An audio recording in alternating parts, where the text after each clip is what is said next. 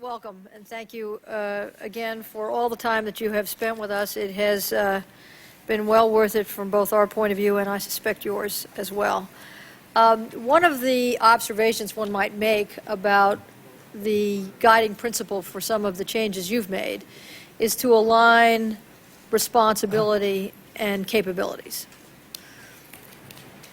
My question for you, my first question for you is this. You have done that within the FBI, but we had a panel just before you of numerous entities with a bewildering array of alphabet in front of them. And I asked each one of these entities, from the FBI, the Department of Homeland Security, the CIA, the TTIC, to tell me who is our quarterback, who is driving our strategy against al-Qaeda, who is personally responsible for bringing all the information together and getting it from the constituent parts, et cetera. I won't go through the questions with you. But I do have a question for you, which is, above your pay grade, is there someone who is our quarterback against an agile and entrepreneurial enemy who brings together the strategy and the capabilities of our country to fight this enemy?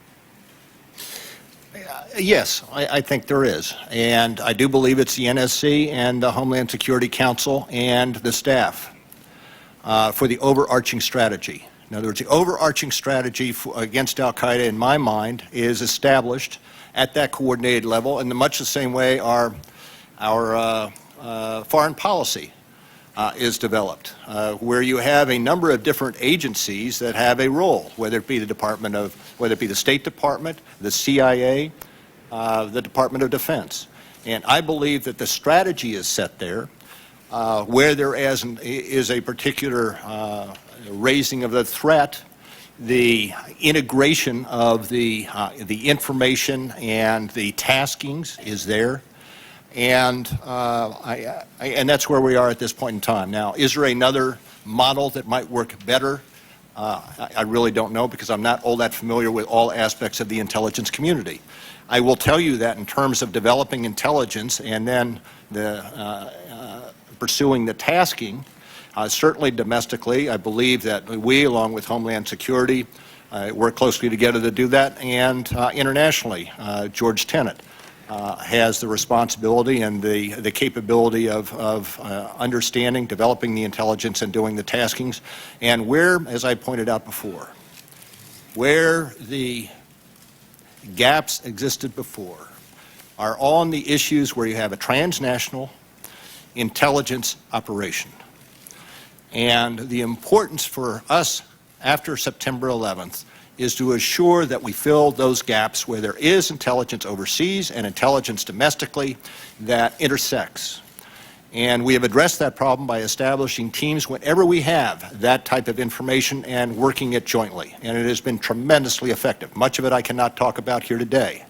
But when we say that there are substantial numbers of al-Qaeda leadership have been detained overseas, it is because exactly of that integration, that teamwork that we have in those transnational intelligence operations. And the last point I would make on that is I do not think you can underestimate the impact of having us together at Langley, not in Langley, at Tyson's Corner will have. Having us in the same building with separate collection responsibilities, but then close to each other and close to TTIC is going to make a tremendous difference in terms of solidifying those relationships and easing that exchange of information between our two components. Are you a member of the National Security Council? I am a principal for many. I am generally a principal for anything having to do with terrorism and law enforcement. I certainly am not a member of the National Security Council for military actions, that kind of thing. Are you a member of the Homeland Security Council? Yes. Do you need two councils? Yes. Because? No, because I think when you look at Homeland Security, you have something like an anthrax scare. It's very important that Governor Thompson be sitting at the table. If you're looking at transportation within the United States, it's very important that Secretary Mineta be sitting at the table.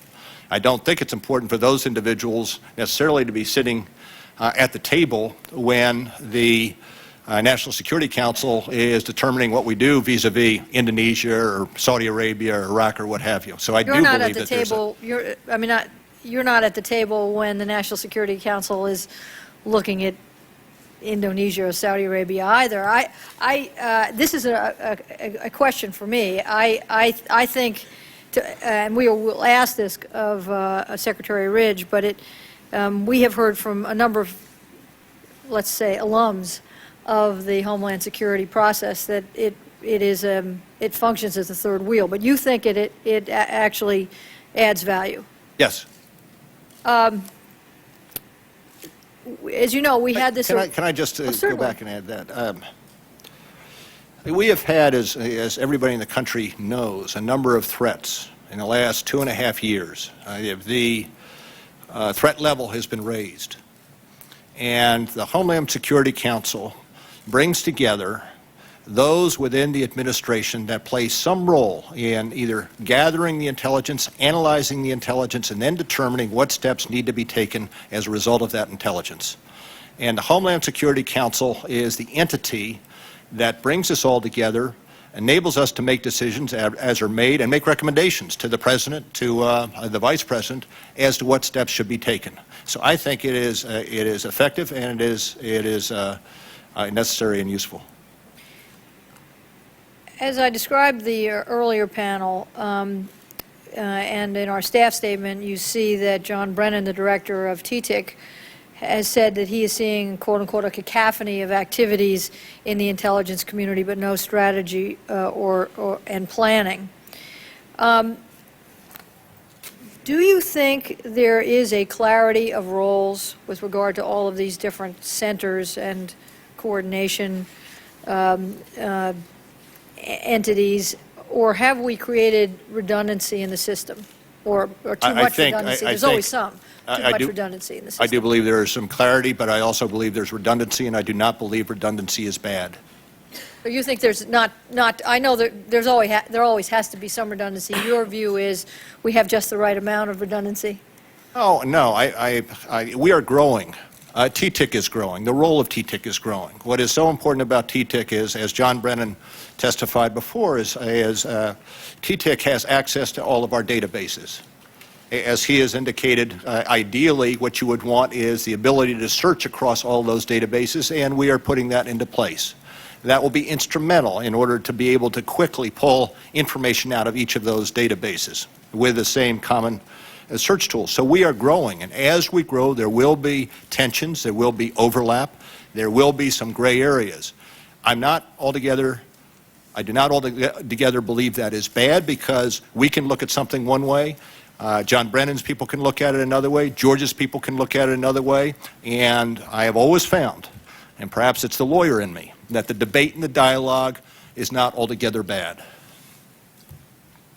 That's a very helpful answer, and I guess for us, we just need to gauge whether the number of voices that we're gaining is overridden by confusion about who's doing what, and I think we will be about that, and we would like your thoughts on that for the record as we look at our policy recommendations. Mo Baginski, may I ask you a question? Yes, ma'am. You are posited as the solution to many problems. Many times we have asked the question, how is X going to get fixed? Who's going to do Y? And often, very often, maybe too often for your comfort level, Mo Baginski is the answer. Now, we have had a number of people appear before us in the course of our hearings to say, if only they had had enough in the way of resources, they would have been able to do their job. But did we realize how poorly their assets stacked up against the mission? And I was going to say not meaning to put you on the spot in front of your boss, but that would be disingenuous. Meaning to put you on the spot in front of your boss. Do you currently have the assets you need? And if not, what are you doing about it? Currently, no, but let me describe what we are doing about it. Because in answer to the question that Congressman Gordon, you asked the director, what's different this time? The answer that I would give from my experience is that instead of intelligence being about a separate organization, fully staffed, intelligence is actually the job of the entire FBI. And so what I can draw on, and what I've been very careful to do, is, Commissioner Gorelick, is not to build a large organization that pulls the intelligence capacity out of the operational organizations. This has all been aimed at integrating it, leaving it integrated, and unleashing the capacity that is there through policy, direction, and independent requirements. Where I am right now, these are the statistics. I have been funded for 155 persons. 65 of those people are in the TTIC. So you need to understand that from my office, we will also be managing our contribution to the TTIC. We made an agreement, correct agreement, that the FBI would be responsible for actually giving the TTIC 20% of its government workforce. So that comes out to 65 people, and thanks to the Congress, we got that fully funded. Now, that leaves me, you know, those of you who can do advanced math, and I'm not going to do it, so that's about, so we're about at the 90 level. And where I am is staffed right now at 51 with permanent personnel. I have 7 TD wires. I have been very, very fortunate to get the personal support of George Tenet, Charlie Allen, and Don Kerr in giving me 2 senior CIA executives that are helping me manage. I have also been very fortunate in having my boss's support to get funding to bring a group from MITRE and a group from RAND in that has bought me the kind of intelligence community experience in years, right, that would be very difficult for me to replicate in the form of FBI personnel. And where we are right now is we have 39 positions remaining to be filled. I know that's right. 26 of them are in the staffing process already. So frankly, I'm approaching single-digit fix, and that is largely because the whole FBI has supported me in this. It is not easy to start an organization from scratch anywhere. And we've done well. Last question. Yes, if you get what you need, if you get what is planned, will you have enough? I will have enough because intelligence is actually going to be done in a distributed way. So as you turn the intelligence functions in the field and in the investigative divisions against the processes that we've established, we'll be okay, Jane. Yeah. Thank you.